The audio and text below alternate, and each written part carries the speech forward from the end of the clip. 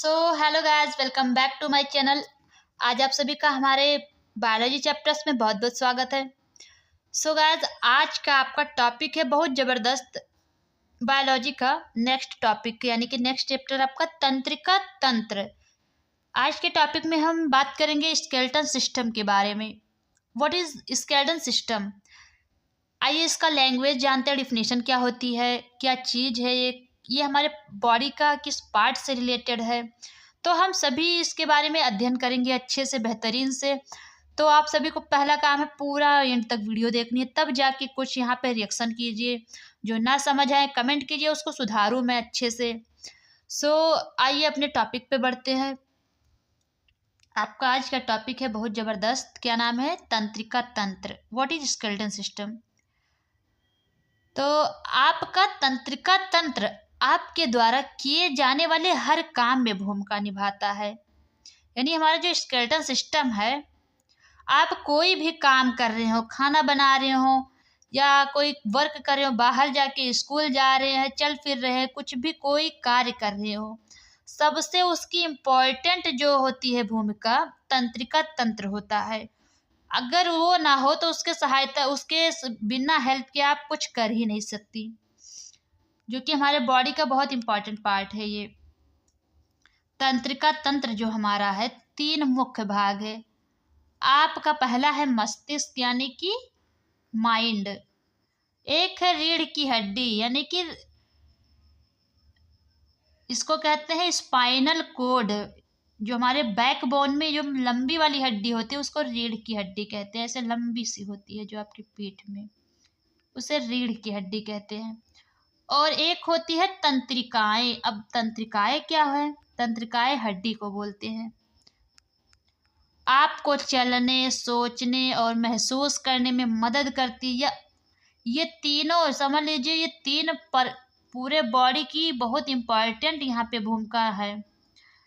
तंत्रिका तंत्र की माइंड, रीढ़ की हड्डी और तंत्रिकाएं, ये सब बहुत इम्पॉर्टेंट है, तभी हम जाके अपना कोई दिनचर्या का वर्क कर पाते हैं। आपको चलने, सोचने और महसूस करने में मदद करता है।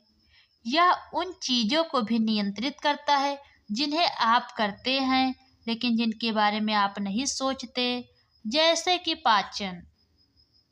जो चीज़ें आप जो अपने जैसे बॉडी से, यानी कि एक्सटर्नल चीज़ें, अंदर की चीज़ें जो होती है वो आप अपने आप से नहीं करते, लेकिन हमारा जो ये तीनों सिस्टम है, यानी कि तंत्रिका तंत्र के, जैसे रीढ़ की हड्डी हो गई, तंत्रिकाएं हो गई, हमारा माइंड है, वो सब मिलके ऑटोमेटिक अंदर का कार्य खुद करते हैं, जो कि आपको नहीं करना पड़ता।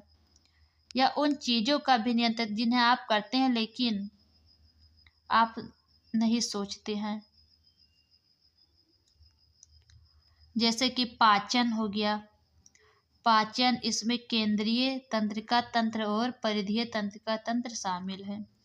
आइए इसका स्ट्रक्चर देख लेते हैं, हमारा कैसा है नर्वस सिस्टम। तो ये रहा हमारा ब्रेन, ये स्पाइनल कोड जिसको हम रीढ़ की हड्डी कहते हैं। ये हमारे नर्वस सिस्टम की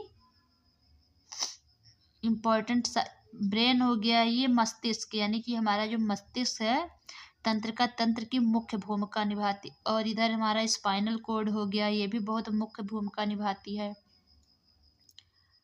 और यहाँ पे हमारा नर्व सेल किसे कहते हैं? कोशिकाएं, यानी कोशिकाएं की जो होती है, नसों की कोशिकाएं। नसों के अंदर क्या होता है? कोशिका होता है। तो वही कह रहे हैं नर्व सेल। हमारा क्या नाम है? नस किससे बना है? कोशिकाओं से मिलके बना है। आगे बढ़ते हैं, तंत्रिका तंत्र क्या है? अभी जस्ट बताया है, एक एग्जाम्पल और अच्छे से जानेंगे। आपका तंत्रिका तंत्र आपके शरीर का कमांड सेंटर है। यह आपके मस्तिष्क, रीढ़ की हड्डी और तंत्रिकाओं से बना है।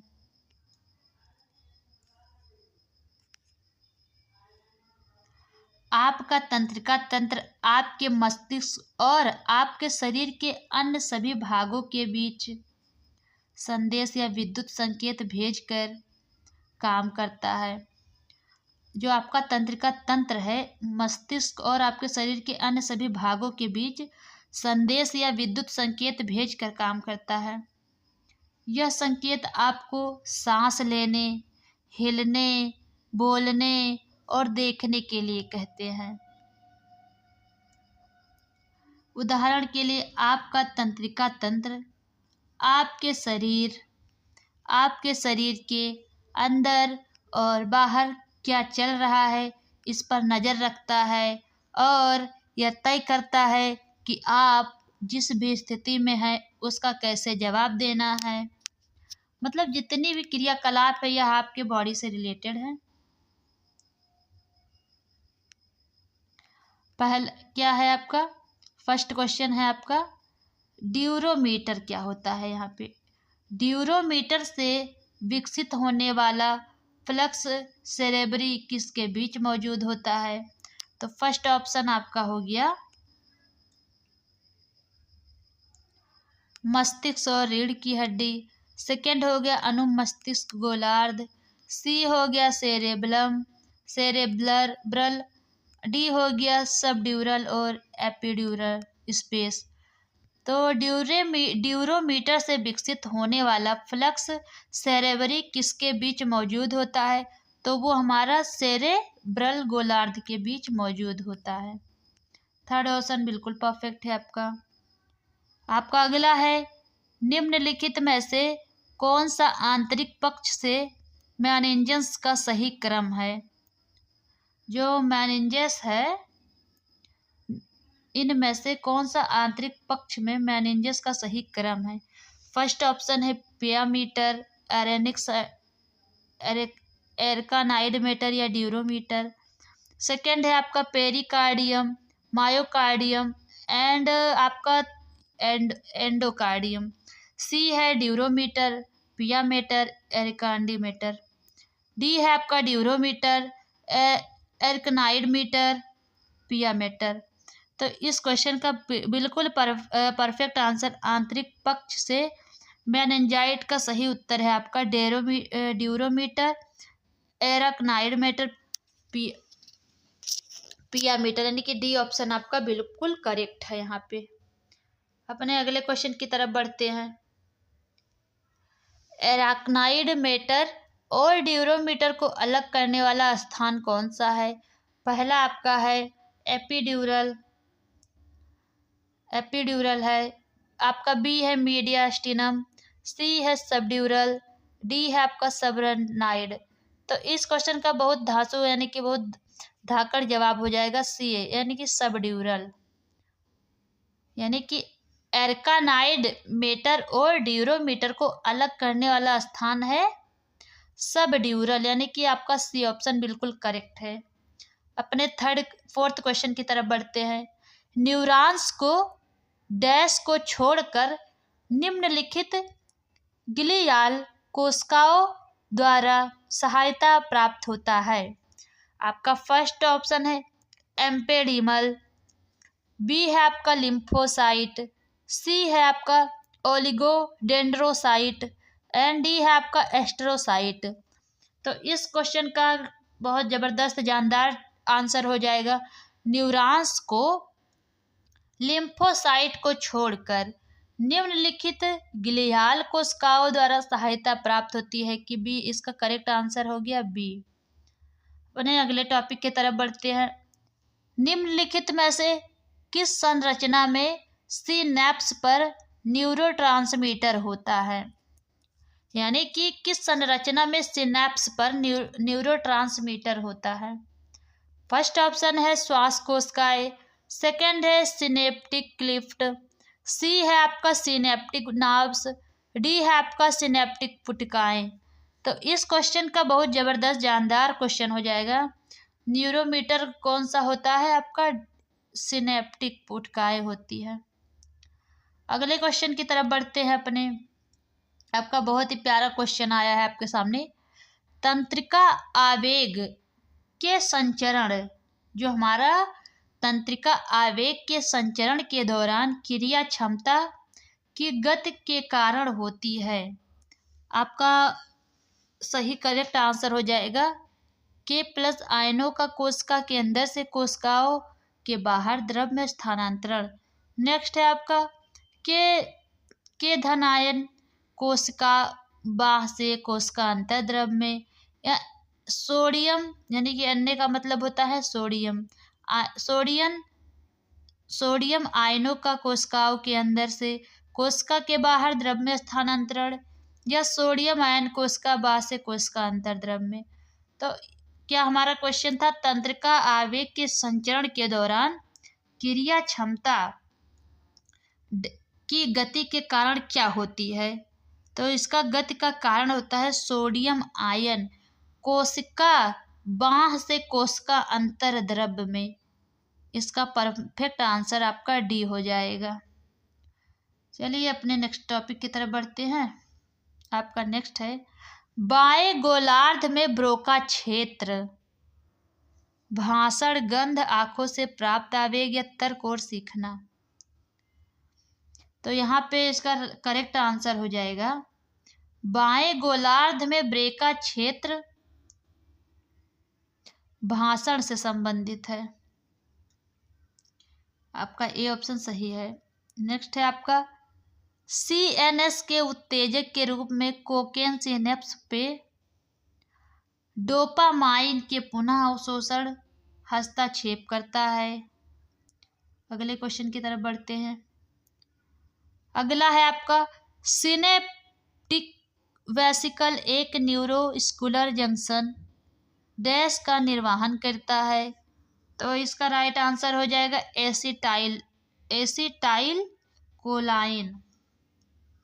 आपका सी ऑप्शन बिल्कुल करेक्ट हो जाएगा यहाँ पे। अगला क्वेश्चन है आपका डैश न्यूरॉन्स की तंत्रिका आवेगों को आरंभ करने की क्षमता। फर्स्ट ऑप्शन है माइलिनेश, सेकंड है चालकता, सी है चिड़चिड़ापन, डी है आपका न्यूरोट्रांसमिशन। तो न्यूरॉन्स की तंत्रिका आवेगों को आरंभ करने की क्षमता क्या कहलाती है, चालकता कहलाती है। आपका बी ऑप्शन बिल्कुल करेक्ट आंसर है। अपना यहाँ पे थोड़ा सा मिस्टेक हो गया है। नेक्स्ट है आपका मस्तिष्क इनमें से किसके लिए जिम्मेदार है, यानी कि जो हमारा माइंड है किसके लिए रिस्पॉन्सिबल है। तो हमारे पार्ट की जो माइंड है, हमारे बॉडी की जो पार्ट माइंड है, उसका क्या मतलब क्या रिस्पॉन्सिबिलिटी है, सोचने के लिए या हृदय गति नियंत्रण के लिए या शरीर के संतुलन के लिए। जो हमारे माइंड का वर्क होता है सोचने के लिए भी जरूरी होता है, हमारे हार्ट की हर वर्क को करने यानी को नियंत्रण करने के लिए भी सहायक होता है, शरीर के संतुलन के लिए भी सहायक होता है। यानी कि हमारे माइंड का हमारे माइंड का इन तीनों का काम होता है। तो आपका करेक्ट आंसर हो जाएगा डी, बिल्कुल करेक्ट आंसर। अपने नेक्स्ट क्वेश्चन की तरफ बढ़ते हैं। मस्तिष्क जो है हमारा, मस्तिष्क तथा मेरुज्जु पर चढ़ी झिल्ली में सूजन आ जाने से होने वाला रोग है। तो ल्यूकीमिया हो गया, लकवा हो गया, स्क्लेरोसिस हो जाए, एक होता है मेनिंजाइट। तो मस्तिष्क और मेरुज्जु पर चढ़े झिल्ली में सूजन आ जाने का कारण होता है, क्या होता है, मेनिंजाइट होता है। आपका डी ऑप्शन बिल्कुल करेक्ट है। अगला है आपका निम्नलिखित तत्वों में से तंत्रिका फाइबर में आवेगों के संचरण के लिए कौन सा आवश्यक है। फर्स्ट है कैल्शियम, सेकंड है आयरन, सी है सोडियम, डी है जिंक। तो निम्नलिखित तत्वों में से तंत्रिका फाइबर में आवेगों के संचरण के लिए हमारा सोडियम आवश्यक है। अगला आपका है मानव के मस्तिष्क में स्मरण क्षमता कहाँ होती है, यानी कि सोचने की क्षमता कहाँ होती है हमारे माइंड में। मेडुला ऑब्लांगाटा, पर मस्तिष्क, मस्तिष्क गुहा, डी है अनुमस्तिष्क। तो इसका करेक्ट आंसर हो जाएगा बी, पर मस्तिष्क। अपने अगले क्वेश्चन की तरफ बढ़ते हैं। आपका नेक्स्ट है मानव मस्तिष्क का वजन कितना होता है। आपका ए ऑप्शन है 120 से 140 ग्राम, बी है 500-600 ग्राम, सी है 1200-1400 ग्राम, डी है 1820-2000 ग्राम। तो जो हमारा बहुत ही इम्पोर्टेंट ये आपके पेपर के लिए होने वाला है, आपका 5th यानी कि 15th क्वेश्चन बहुत ही इम्पोर्टेंट होने वाला है आपके पेपर के लिए। इसीलिए ये ध्यान में रखिए, मानव का जो मस्तिष्क होता है कितने वेट का होता है। तो हमारा जो माइंड होता है, दिमाग होता है, वो 1800 से 2000 ग्राम का होता है। डी ऑप्शन बिल्कुल परफेक्ट है आपका। अपने अगले क्वेश्चन की तरफ बढ़ते हैं। शरीर का तापमान कौन नियंत्रित करता है? फर्स्ट ऑप्शन है थैलेमस, सेकंड है हाइपोथैलेमस, सी है सेरेबलम, डी है मेडुला। तो शरीर का जो तापमान है हमारा हाइपोथैलेमस नियंत्रण करता है। अगला क्वेश्चन है आपका, मानव मस्तिष्क का सबसे बड़ा हिस्सा। फर्स्ट है आपका सेरिबलम, सेकंड है सेरेब्रम, सी है मेडुला, डी है उपयुक्त में से कोई। तो मानव मस्तिष्क का सबसे बड़ा हिस्सा सेरिब्रम। ये भी बहुत ही इंपॉर्टेंट क्वेश्चन है। जो मानव का माइंड है, सेरेब्रम सबसे बड़ा हिस्सा है। अपने अगले क्वेश्चन की तरफ बढ़ते हैं। सेरेब्रम किससे संबंधित है? तो हमारा ये आप सभी को पता होगा, अभी बताया है, यकृत से, हृदय से, या मस्तिष्क से, या धमनी। तो सेरेब्रम जो है हमारे माइंड का सबसे बड़ा जो इसका पार्ट है, तो यह सी से यानी माइंड से रिलेटेड है। अपने अगले क्वेश्चन की तरफ बढ़ते हैं। मानव मस्तिष्क के निम्नलिखित भागों में से कौन सा निगलने और उल्टी करने के लिए संबंधित केंद्र है? जो मानव मस्तिष्क होता है, किन भागों, मतलब निम्नलिखित भागों में से कौन सा निगलने और उल्टी करने के लिए संबंधित है? तो फर्स्ट है सेरिबलम, सेकंड है सेरेब्रम, सी है मेडुला ओब्लंगाटा, एंड डी है पांस। तो यानी कि पलटी करने और कोई चीज खाने के लिए मेडुला ओब्लंगाटा इससे संबंधित है। आपका अगला क्वेश्चन है, यानी कि लास्ट क्वेश्चन, बहुत जानदार, बेहतरीन, जबरदस्त क्वेश्चन है आप सभी के लिए। ओसिपिटल लोब में निम्नलिखित में से प्राथमिक संवेदी क्षेत्र शामिल है। फर्स्ट ऑप्शन है दृश्य, सेकंड है स्वाद, सी है श्रवण शक्ति, डी है इनमें से कोई नहीं। तो आपका राइट आंसर हो जाएगा दृश्य। ए ऑप्शन बिल्कुल परफेक्ट है। सो फ्रेंड्स, आप सभी को मेरा वीडियो कैसा लगा, लाइक करें, कमेंट करें, जरूर बताएं शेयर करके। Thank you everyone.